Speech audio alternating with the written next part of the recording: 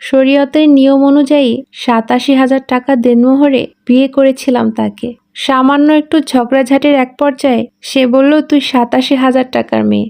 তার কথা শুনে এক কাপড়ে বাড়ি থেকে বেরিয়ে আসি। তারপরে অনেকগুলো বছর কেটে যায়। একদিন আমার সেই বরের সাথে দেখা।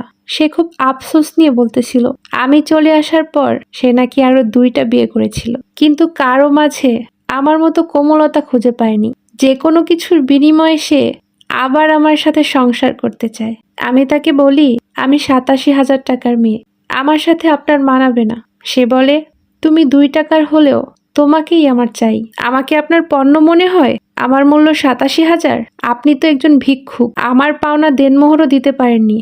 যান, ওটা আপনাকে ভিক্ষা দিলাম।